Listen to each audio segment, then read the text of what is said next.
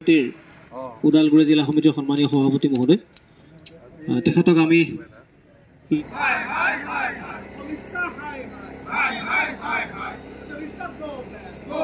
কা বাতিলৰ দাবীত আমি যে অৱস্থান ধৰ্মঘট কাৰ্যসূচী ৰূপায়ণ কৰিছোঁ ইয়াকে লৈ তেখেতক দুআষাৰ বক্তব্য ৰাখিবৰ কাৰণে জনাইছো।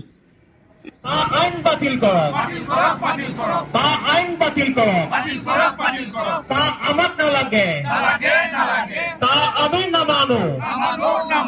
এজেপি লং লিভ, চলিছে AJP long live, AJP long live, AJP Udalguri district committee চলিছে চলিবই।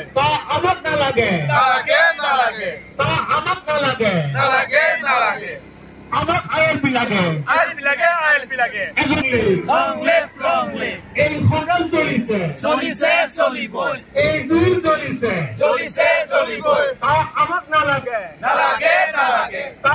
অসম জাতীয়তাবাদী যুৱ ছাত্ৰ পৰিষদৰ কেন্দ্ৰীয় সমিতিৰ নিৰ্দেশনাৰ আজি গোটেই অসমজুৰি কাৰ্যসূচী ৰূপায়ণ হৈ আছে আৰু আমিও ওদালগুৰি জিলা সমিতিয়ে নাগৰিকত্ব সংশোধনী আইনৰ বাতিলৰ দাবীত ইয়াত আমি গণ অৱস্থান ধৰ্মঘট কাৰ্যসূচী ৰূপায়ণ কৰিছোঁ। আৰু ইয়াৰ পৰা এটা কথাই আমি স্পষ্টভাৱে চৰকাৰক জনাব বিচাৰিছোঁ যে ধৰ্মৰ ভিত্তিত ৰাজনীতি কৰি বিদেশীক স্বদেশী সজোৱাৰ যি ৰাজনীতি তেখেতসকলে কৰিব খুজিছে, হিন্দু বাংলাদেশীক নাগৰিকত্ব প্ৰদানৰ যি তেখেতসকলে কৰিব খুজিছে, এই আইনখন আমি জাতীয়তাবাদী যুৱ ছাত্ৰ পৰিষদে আগতে মনা নাই, এতিয়াও মনা নাই আৰু ভৱিষ্যতেও নামানো।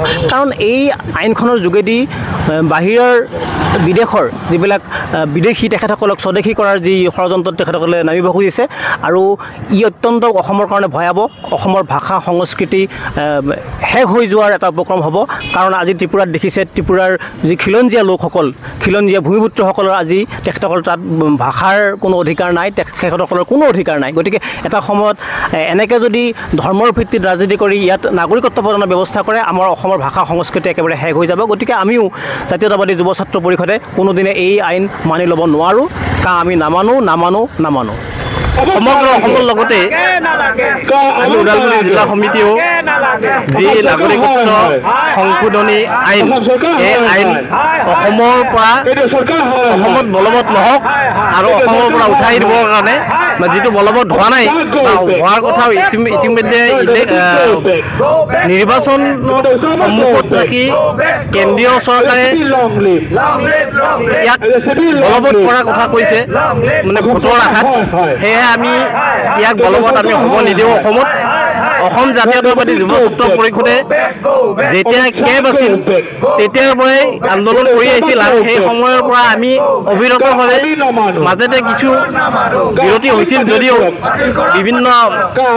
বিশ্বৰ বিভিন্ন সমস্যাৰ কাৰণে, কিন্তু এতিয়া আমি পুনৰবাৰ এই কেবক কালৈ পৰিৱৰ্তন কৰা যি আন্দোলন কৰিছোঁ আমি এই আন্দোলন অবিৰত ৰাখিম। এই আমি অসমৰ পৰিৱৰ্তন হ'বলৈ নিদিওঁ, কাৰণ এই আইনখনে অসমৰ সমাজ জীৱন, অসমৰ সংস্কৃতি সকলো শেষ কৰি পেলাব। ইতিমধ্যে অসমে 1971 চনৰ পৰাই বিদেশী বজা বহন কৰি আহিছে আৰু ইয়াক ধৰ্মীয় মেৰুকৰণেৰে এই আইনখনে অসমত আকৌ বিদেশী সংস্থাপনৰ ব্যৱস্থা কৰিছে। সেয়েহে আমি এই আইনৰ সম্পূৰ্ণ বিৰোধিতা কৰিছোঁ আৰু আমি অবিৰতভাৱে আমি এই আন্দোলন চলাই যাম। আৰু এই গণতান্ত্ৰিক আন্দোলনে যদি আমি গণতান্ত্ৰিকভাৱে এই আন্দোলন চলাই আছোঁ, যদি এই আন্দোলনক যদি চৰকাৰে মানি নলয় তেনেহ'লে ই গণতান্ত্ৰিক হৈ নাথাকিবও পাৰে। এইখিনি কথা আমি কেন্দ্ৰীয় চৰকাৰক আৰু অসম চৰকাৰক সকীয়াই দিছোঁ।